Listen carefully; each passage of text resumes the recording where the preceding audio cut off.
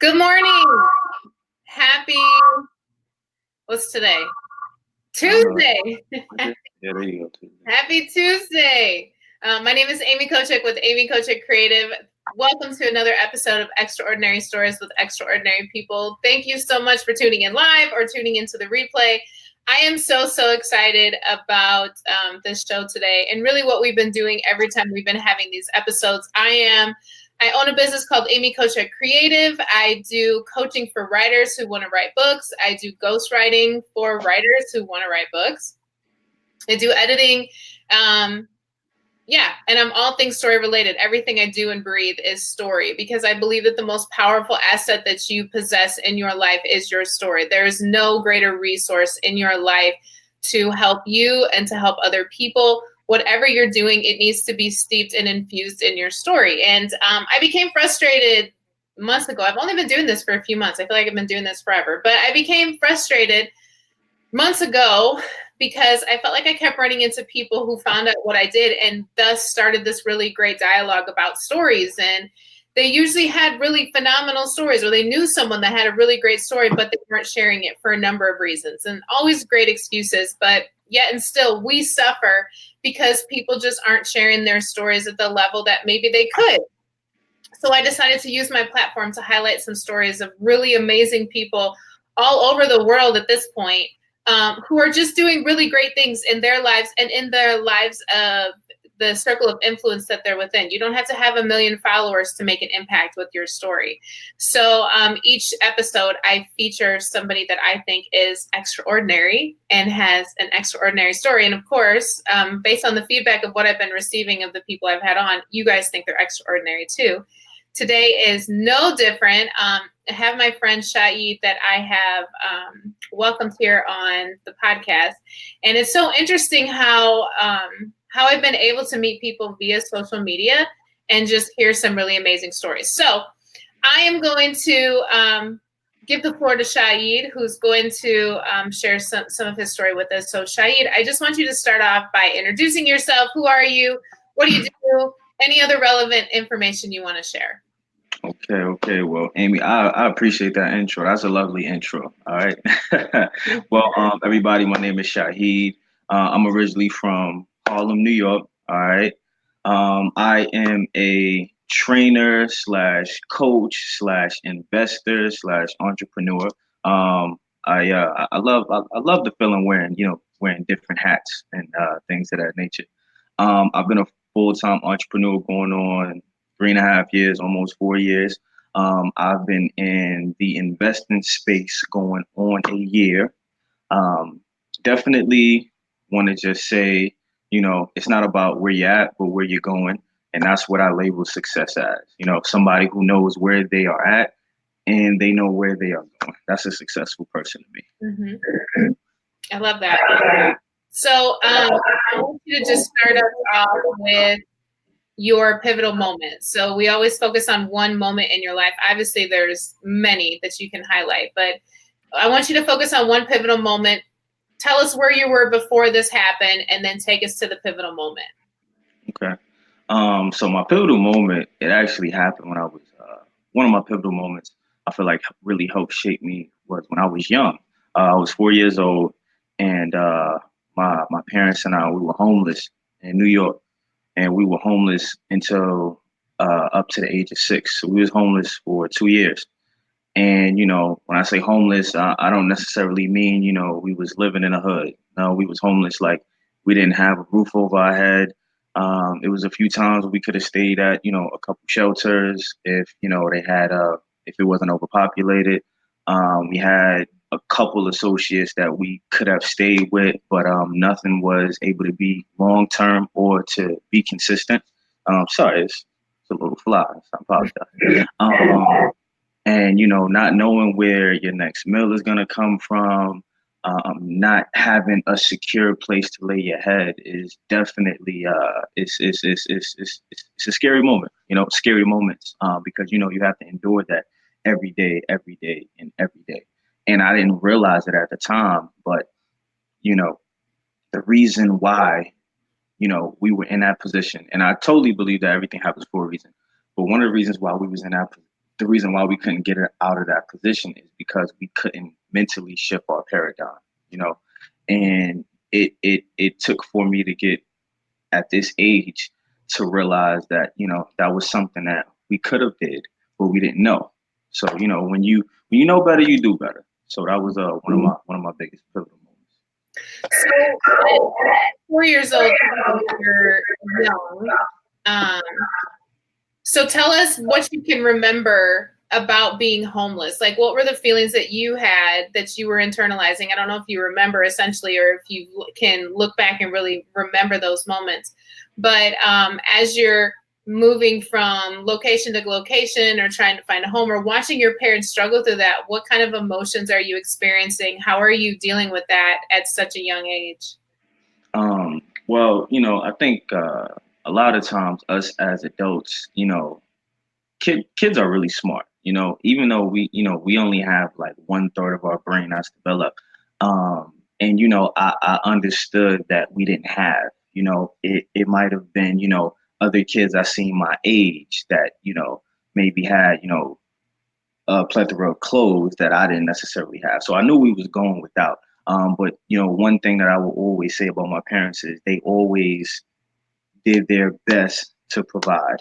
You know, and I just remember my moms and my pops, you know, busting their ass as much as they possibly could, you know, for us to, you know, not only get housing, but, you know, have, you know, secure food and, you know, put clothes on our back and just really put us in a better position than what we were experiencing at the time. So it was really, you know, it was definitely scary. It was plenty of times we cried. I remember when when we got our first place. Um, I remember I just cried like every night when I went to sleep because it was so challenging for me to go to sleep. I used to have these bad nightmares, right?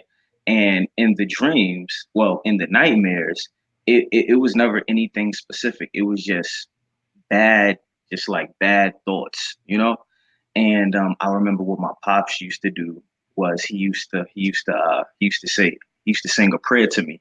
It was called the Fatiha, and he used to say a prayer to me every night, and that literally would like put me to sleep, but it would put me in a deep positive thinking. You know, it was like if my nightmares were red, he would sing the prayer to me and they'll turn blue, you know, or white, you know, or it'll give me some kind of sign of positivity in my life instead of the negative. And man, that lasted for about 6 months. About 6 months. I remember that. Lasted about Mhm. 6 months. Yeah. So you mentioned that looking back, you realized that a lot of what kept you and maybe your parents in that situation was more of a mindset thing. Can you dive into that a little bit more? Yeah, so you know, one thing that we have to understand as individuals is that, you know, we all have, you know, a paradigm, right? And a paradigm is nothing but, you know, a multitude of habits, you know, and it's pretty much your beliefs as well. And at that time, our belief system wasn't as strong as it needed to be in order for us to believe that, for one, we can be positive and that we can overcome the current situation that we're currently in. You know, I truly believe that everything happens for a reason. You know, and I know that God wouldn't give you anything that you can't handle. You know, even for individuals who don't necessarily believe in a higher power. You know, I truly believe that anything that you are faced with when it comes to, you know, whatever kind of adversary you're faced with, you can definitely, you know, overcome it. It's just a matter of, do you believe that you can do it? You know, and I know that, you know, believing is easier said than done, but it's a feeling that you have. It's an emotion that you get, you know. And if you don't believe that you can overcome it, nobody else can do that for you. It has to come from within you. Hmm. So do you feel when when did you really feel like that started to become something that you embodied? Do you know what I mean? Because during that time period, I'm sure, I mean, you're a kid, like you're between 4 to 6. but that had such an impact on you that now it's shifted over into your adult years. Like that left such a mark. When was the point that you started pulling that lesson from that moment, and how have you started to apply that to your life now? So, man, to be honest with you, ever since, we was able to get our first home, I always, appreciate it, and I know a lot of times us as human beings it's easy for us to take things for granted. Someone who grew up in a two-family household may take that for granted when they may have a friend that only grew up with their mom or their dad, and it's not that sometimes we don't do it on purpose. It's just the norm, or it's just the regular for us. So that's why it's so important that you always just be so appreciative to everything that you have. And again, man, I'm not a materialistic person, but I'm grateful to have a roof over my head. I'm grateful to have clothes on my back, food that I can eat, because there's a lot of individuals that don't necessarily have that. When I started pulling, I felt as though I've always pulled power from it. I feel like when I started to actually harness that power is when I made my first business decision. And this is before I was an entrepreneur. I was doing something with like telecommunications, and it had a little bit of a networking to it. And I remember I was telling my story, and I didn't realize how many people in the audience really felt the words that I was saying. And that was the first time that I really even spoke on the topic or the subject. We was just getting to know each other, and we had a business meeting, and there it was. So that was when I started to harness that. And at that age, I was about 17, 18 or 17. So what brings you into the entrepreneurial world, which this is very interesting. The entrepreneurial world is very unstable, and for someone that had like a very unstable beginning, what draws you back to such an environment like that? And because ever since day one, my pops has always instilled in me that nobody's going to give you anything. You have to go out and get it, you know? Um, and that's always stuck with me. In certain ways, I'm hard headed, but I'm hard headed in a good way, right? Because I still think like that, but the it's a positive for me because I know that's why I bust my butt so much. But at the same time, sometimes I may neglect help, you know. So I'm definitely making smarter choices now. Um, but it's one of those things where I've never been complacent or comfortable at a job. I always felt as though I don't like being controlled. And me being a trainer, it's all about making a positive impact on people. And another thing that my pops always told me was, when you find what you love to do, you'll never have to work again. I never understood what that meant because, like you said,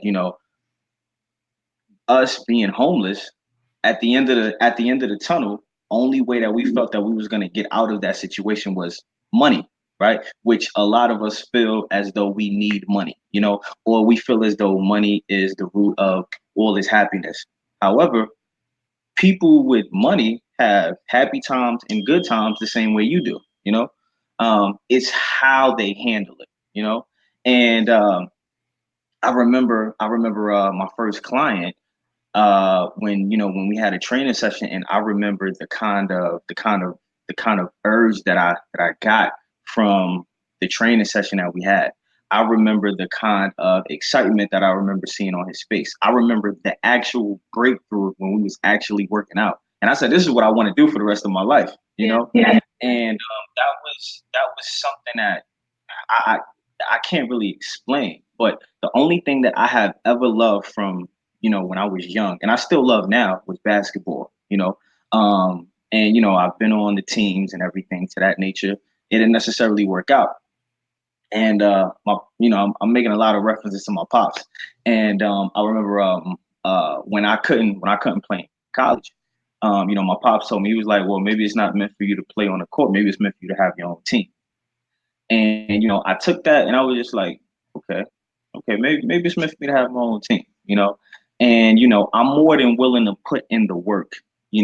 If I can give 50, 60 plus hours to a company that reference me as not Shaheed, but 1, 2, 3, 5, 5, 6, then I know I can come home and put in twice that amount for my own business, because at the end of the day, when I'm sick, they still expect me to come to work.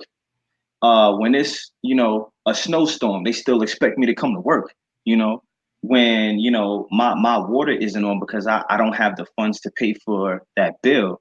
Guess what? I still have to go to work, So if I can put all of this accumulative time, week in, day in, every year, why can't I do that for my own business?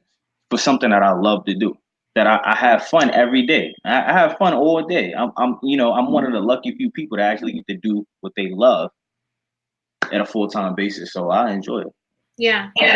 So tell me, from a financial perspective, what are you doing now to create a legacy of wealth for yourself, or to just be more? I remember we talked about financial literacy to help yourself and to help those that follow. Because once again, if we go back to the foundation of that moment in your life, it's almost like it's almost like we have markers in our life that say, I never want to get there. I never want to go back there. It may get bad, but I never want to go back there. So what are you doing now to ensure that you're not repeating the cycle?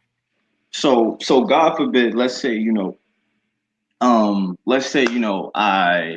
I lose out on I lose clients, right? I know that with my recommendations and with my resume, I know I can easily have a GM or a district manager role pretty much anywhere, right? Because that's something that I've been in restaurant managing since I was 16, 17 years old. I didn't like the job at all. The thing that I miss the most, actually the only thing that I miss is my supporters, aka the customers. The reason why I never called them customers is because I remember having individuals come literally just to see how I was doing, and they wouldn't buy anything. So that's not a customer, that's a supporter. So I never like calling them customers, because these are people who I'm finding out about when their kids are going off to college. I'm finding out that the family dog had to get his yearly shots. We're just building rapport every time that they come into the restaurant, and I'm memorizing their order. So it just was really a great relationship, every time me and those individuals meet, and I took pride in knowing that. No matter which restaurant I manage, any person coming through that door, I know it's about a 70 to 80% chance that I know that I'm gonna know them and I'm gonna know what they're gonna want to order. I took it personal if I didn't know what they want to order, because I'm not doing something right. And anything that you're gonna do in life, whether you want to do it or not, be your best at it, no matter what it is. Because at the end of the day, I know that when the name Shaheed gets sprung up, you can't speak anything negative about me. Not saying that I'm 100% perfect, but it's all about the impression that you leave with people. And that's why I'm pretty confident in knowing that, okay, if this is the field that I wanted to get back into, I know I could. When you talked about financial literacy, man, that's something that they don't teach us that in school, right? It's actually against the government policy to actually talk about finances in school in depth, right? And growing up in a low class, we was always taught that we work for money. However, when you look at the high class, they are taught that your money works for you, and we go through life not knowing that. Elementary school, middle school, high school, after college, real world, we got jobs and we still don't know. So it's really important, and when we talk about, financial literacy, it really comes into just two categories. You have debt and you have taxes, right? If you are aware and you're actually educating yourself, you can realize that you can pay little to no taxes, right? And then what you could do is use that debt and turn it into equity. So if I take out a loan of, let's just say, $5,000 or $10,000, and I plan to invest in, now this is hypothetically speaking, and I plan to invest that in real estate, I can easily flip that into, let's just say, 50,000. That's me using debt as leverage to create equity. But a lot of us can't even do that because why? Our credit scores are, below 600, 400, 385. I was talking to, one of my associates the other day, and he was saying that he has to pay for, I believe it was a vehicle he was talking about, and he has to put down like $6,000-7,000 just because his credit score is so bad, you know, and I'm just like, bro, we have to do better. When's the last time you looked at your credit score? Credit Karma is a free app. You can pull that up right now.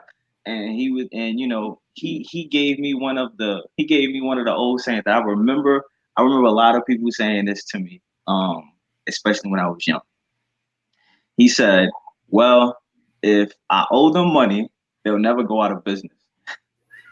And it's crazy because I remember me hearing that when I was younger, right? And I dissected that and realized, like, I used to laugh at it, and I'm laughing at it now, but I understand that that statement right there is why a lot of us can't advance mentally, because we feel as though, oh man, they'll get the money when they get it. You have to make it a priority. There's no reason why you have adults out here that's putting a cell phone in their daughter's name that's 7 years old just because their daughter has clear credit and you don't have to put a down payment. So it's a mindset thing. I know everybody knows somebody that has done that before. I know that for a fact. And it's just one of those things where it's just like, at some point in time, we have to stop the cycle. You know, my parents didn't know about financial education. My nana, my grandpa didn't know about financial education. Their moms and dad didn't know about financial education. So we have literally a generation after generation after generation after generation that does not know exactly how money works. And money has been around for a very, very, very, very long time. And 10 times out of 10, it's probably not going to go anywhere. But again, it's not about, anybody can make the money, but do you know how to make the money? Can you duplicate that again? And working another job is not you duplicating money, because you're still putting in more time. You're putting in another 50, 60 plus hours. Yeah, you'll get another check, but look at this labor that you have to put in. So yeah, man, that's definitely so important, and I'm just so glad that in the space that I'm in now, I'm able to, my eyes are open, and my vision is continuously improving. And I believe that, this is very important for, everyone, especially when it comes to minorities, because I don't think that we talk about it enough. Yeah. So from your moment to now, what would you say is like your one big takeaway? What's the one big lesson out of that whole situation? One big lesson out of that whole situation. One big lesson out of that whole situation is, I would have to go back to, my version of success. You know, um, at the time, you know, when I was younger, if you asked me what success was, I would have said, success is, the corner boy on the block because I seen them drive nice cars. Versus when you ask me now, success is somebody who knows where they're at and they know where they're going. A lot of times, us as human beings, we're always worried about how am I going to get there? Don't worry about how. Your biggest thing is just holding on to the dream. I had somebody ask me on a Friday because I do Question Friday on Instagram, and they said, when are you getting your gym? And I said, I'll get my gym when I get my gym because my goal is to just hold on to the dream. You have so many things that deter you away from the dream. You have things that may come up. Things may not go as planned. You have a lot of, mental and physical and emotional and roadblocks, even spiritual roadblocks, you know? But if you can continue to still hold on to that dream, I know you'll prevail. You have no choice. You have no choice but to, you know? Yeah. The law of attraction, the law of attraction is the universe giving it right back to you. And if you've been able to endure this from all different parts of the spectrum, there is no way that you're not going to be rewarded. Mm-hmm. I love that. So for people that are live or on the replay, I want you to talk directly to people who may be struggling mentally, kind of like we talked about at the beginning. Struggling mentally in whatever situation, whether it be like a financial hardship or having a dream and just feeling like it's not going to come to fruition, or just really struggling in a mental space and not able to see the other way out. What would be your piece of advice or word of encouragement that you could give them? I know, it may sound cliche and it may sound like I'm repeating myself over and over again, but I mean, I actually am repeating myself over and over again. But your mental aspect, is so important. Even your spirituality, but let's leave religion out. Even though for a lot of us that is a very important. That's where we draw all of our energy from. I know that's where I draw all my energy from. But from a mental aspect, the problems that you have, you're going to continuously have those same problems until you understand how to shift your mind, right? If you are doing the same thing and you continue to get the same result, that's the definition of insanity, all right? Doing the same thing and expecting something different to happen, all right? So this has to shift. Your mind has to shift. If you don't know necessarily how to shift your mind, it starts with yourself. That's it. It starts with yourself. On a day-to-day basis, and this might sound, this might sound a little crazy, but I want you to count how many times do you actually give yourself a compliment? Like how many times do you say, you know what, Amy, you look good in that blue dress. You know what, Amy, you did a great job on your nutrition. You know what, you did a great job on your workout. Like how many times do you actually give yourself a compliment? Odds are your negative comments probably are a lot higher than your positive ones. Mm-hmm. And you have to remember that no matter who you are in the world, whether you're a professional athlete, right? Whether you're an artist, whether you're a lawyer, whether you're just popped on my computer. Hold on. I don't need that. Sorry. Okay. No matter what your field of expertise is, you have to remember that your biggest critic is right here. You're always going to be your biggest critic. Nobody's ever going to critique you more than you critique yourself. So you have to remember, as much critiquing as you're doing, you have to give yourself credit as well. So you got to give yourself positive affirmations.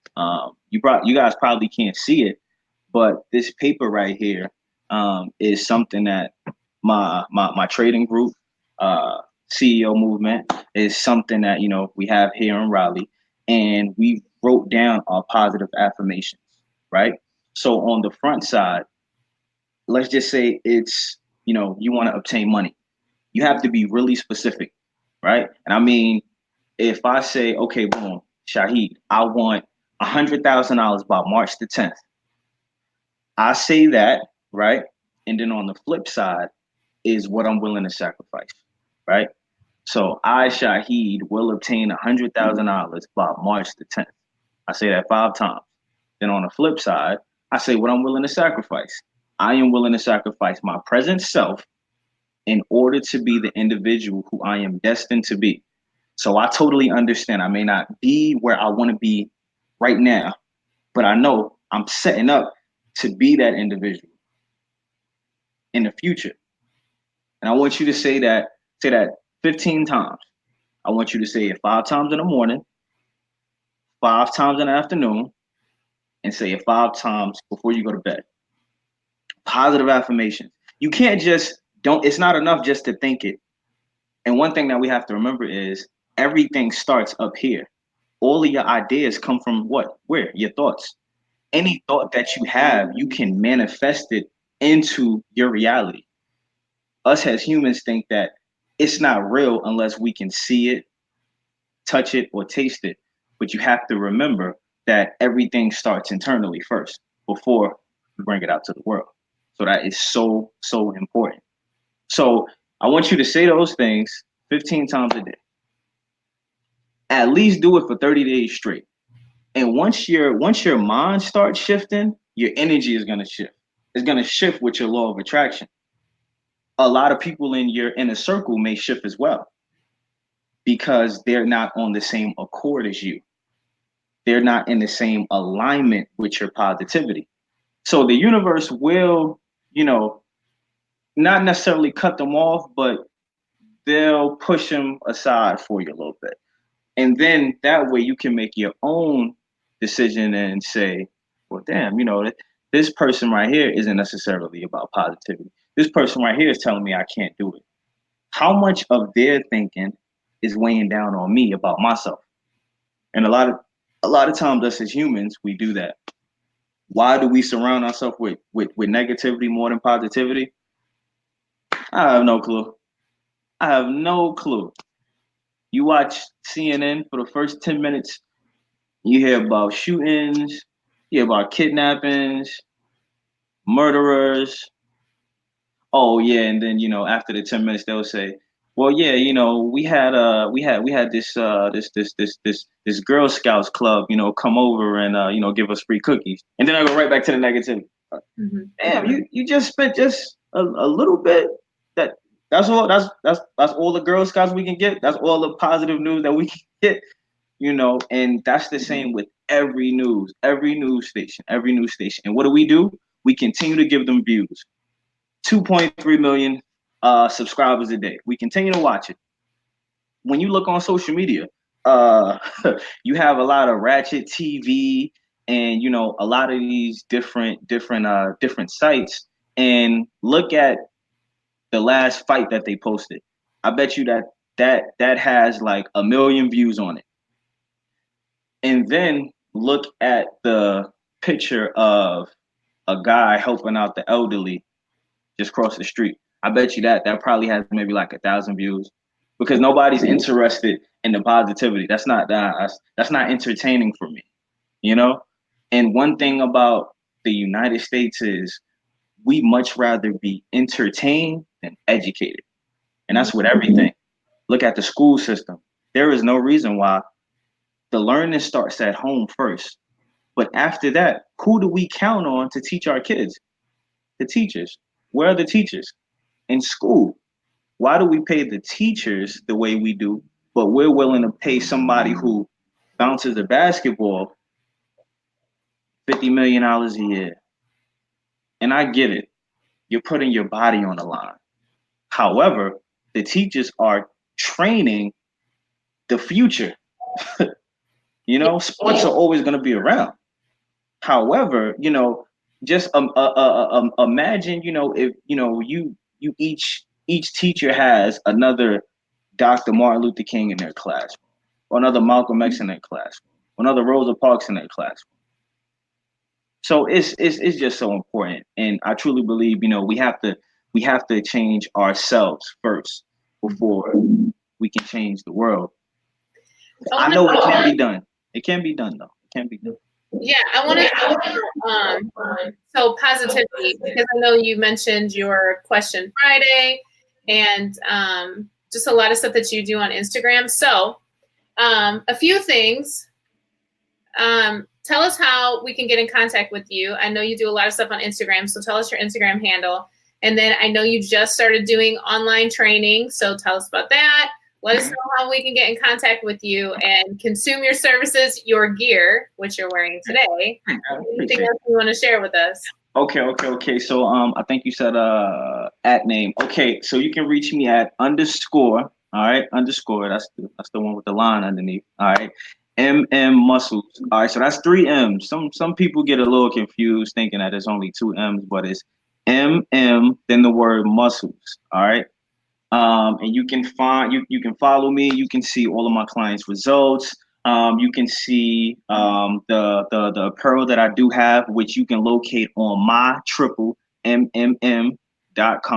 All right. You can inquire about all of my personal training services on there.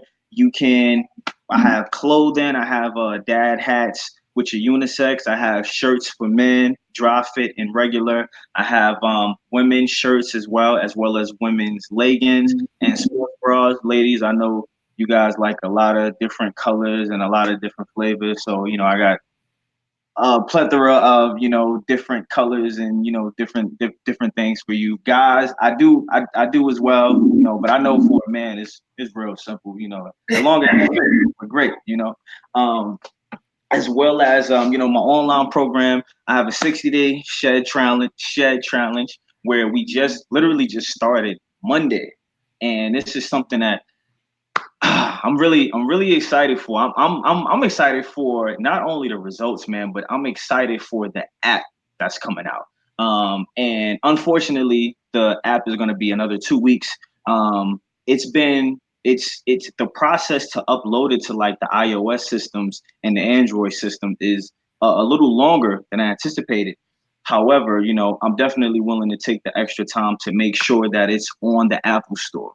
So that is going to be like, I don't even know if I'm gonna really believe it when I see it on the Apple Store. I don't know. I'm gonna say I don't know if I really believe that's my app right there. As well as when it comes to the investing field, the CEO movement, we have a trade house. We have we trade together on Mondays. You can hit me for the DM. You DM me for the address, as well as on Tuesday we have a presentation that we actually go through as far as teaching everybody the business. And again, you can reach out to me on Instagram. If anybody sees me in person, please reach out. And again, I just appreciate the positivity. My supporters that I do have online, even though some of y'all are nosy, I appreciate it. But yeah, man. So I'm always willing for feedback. Whether it's positive or negative. Yeah. So we're gonna comments too. We'll put the website. We always do put the website, put the Instagram handles, and all that good stuff. So if you guys need extra assistance, it'll be in the comments. Shaheed, thank you so much for joining us today. Thank you for sharing your wisdom, being vulnerable, sharing your story. And like I always say, don't just consume, connect. So we've heard all these wonderful things. Everyone that I've had on here is always willing to talk and to connect. So make sure that you're connecting, because that's what makes life worth living. So hold on, Amy. I do have a question for you, since you had all of these questions for me. How do you enjoy? What do you get from these interviews that you do? It's a great question. That is a great question. So I always say, I just really feel like the thing that makes life worth living is connecting to other people. And a lot of times we carry a lot of inner thoughts. Like you said something really good when you were talking about we are our own worst critic. And I know for me, like the inner critic is very noisy and my thoughts are always moving. And like I do a lot of intrinsic thinking. But I find when I talk to other people and I just listen to their story and listen to their experiences, I gain so much confidence and like rejuvenation and renewal. Like just from listening to your story, I feel empowered. I feel empowered to look up my credit score. I feel empowered to look up investing and to change my mindset, because it's like the thing that keeps us trapped in our own story is feeling like we're alone or becoming a victim of our own story. But when we connect with other people, it's like synergy. It's like connecting to your energy and knowing, okay, he's doing it. People are doing it, and people feel the same way I do, and they're struggling like I am, but they're doing it and they're moving forward and they're killing it at life. And I think that's what keeps me going in every part of my life. Like when I find myself feeling down and like really stuck, I question like, when's the last time I genuinely connected with another human being? Because I think that that's what makes me tick. That's what makes all of us tick, to be honest. Even if you're introverted, doesn't matter if you're introverted or extroverted, we all are hungry and seeking for genuine connection. And one of the main reasons why I do it on the social media platform is because there's so many generic connections. Like there's so much that is just not real connection. So it's my desire for us to really know each other and to connect on those areas that we don't normally share, and to say, man, like I see Shaheed in a whole different light, because I see you working out, I see you killing it with your clients, I see you working with people. But at the same time, like I also see this inner drive, because now I see the 4 to 6 year old who was homeless and who had to struggle through that. It's so, I think it just gives people so much more of a dimension when you're able to hear their stories and connect with them. Well, thank you for answering my question. We appreciate it. You're welcome. You're the first one that's ever asked me a kind of question. And I knew it would be you. If it would be anyone, it would be you. All right. Thank you so much. I will see you guys later for another episode of Extraordinary Stories with Extraordinary People. Thank you for watching. Have a wonderful